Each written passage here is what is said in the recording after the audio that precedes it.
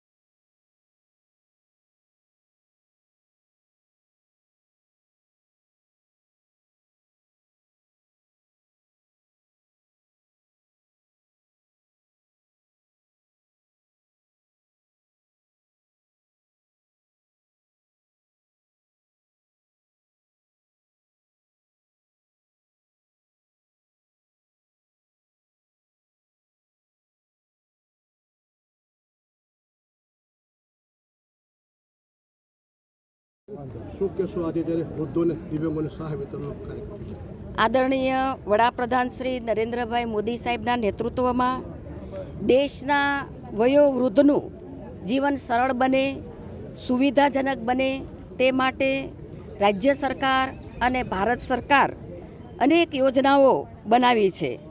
ભાવનગર જિલ્લામાં આજથી લઈને 15 દિવસ સુધી આ રાષ્ટ્રીય ભારત સરકારની રાષ્ટ્રીય વયોશ્રી યોજના અંતર્ગત 15 દિવસનું એસેસમેન્ટ કેમ્પનું આયોજન થયું છે, જેના ભાગરૂપે ભાવનગરની સર્ટી હોસ્પિટલ એમાં આ વયોશ્રી યોજના અંતર્ગત વયોવૃદ્ધનું એસેસમેન્ટ થવાનું છે।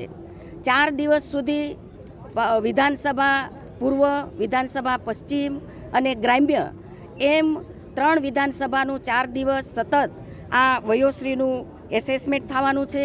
આ એસેસમેન્ટ દ્વારા વયોશ્રીને જે પણ પ્રકારના સાધનો જોઈએ એ પ્રકારે એમનું એસેસમેન્ટ કરી અને સાધન આપવામાં આવશે।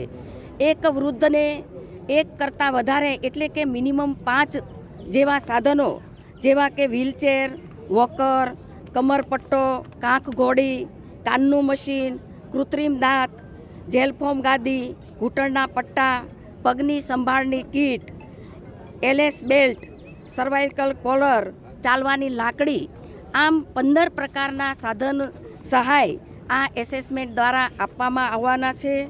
આજથી તારીખ 30થી 3 જુલાઈ સુધી સર્ટી હોસ્પિટલમાં ભાવનગર પૂર્વ, ભાવનગર પશ્ચિમ, ત્યારબાદ 4 તારીખે ઘોઘામાં, 5 તારીખે શિહોર, 7 તારીખે વલભીપુર, 8 તારીખે ઉમરાળા, 9 તારીખે તળાજા, 10 તારીખે જેસર, 10 તારીખે મહુવા, 11 તારીખે જેસર, 14 તારીખે ગારિયાધાર અને 15 તારીખે પાલીતાણા, આમ જુદા જુદા ભાવનગર જિલ્લાના સ્થળોએ આ રાષ્ટ્રીય વયોશ્રી યોજના અંતર્ગત વૃદ્ધોનું એસેસમેન્ટ થવાનું છે।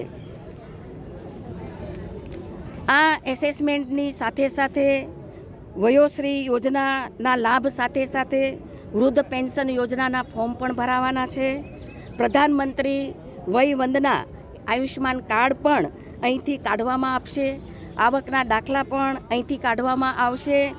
આમ અનેક પ્રકારના આયોજન સાથે આજે અહીંયા ઉજ્જૈનથી એસેસમેન્ટ કેમ્પનું આયોજન થયું છે। આ કેમ્પની અંદર મારી સાથે ઉપસ્થિત અને ખૂબ જેમણે મહેનત કરી છે એવા ભાવનગર શહેરના પ્રમુખ શ્રી કુણાલભાઈ, અમારા ડેપ્યુટી મેયર મોનાબેન, અમારા મેયર શ્રી ભરતભાઈ, અમારા ધારાસભ્યો અને તંત્ર દ્વારા આ સુંદર આયોજન કર્યું છે। ત્યારે આપના માધ્યમથી હું અપીલ પણ કરું છું કે ભાવનગર જિલ્લાના તમામ વયોશ્રીઓ આ એસેસમેન્ટમાં જોડાય અને એમના જીવનની સરળતા માટે, સુવિધા માટે એમને જરૂરી સાધનો છે એ એમને અહીંયા મળવાના છે।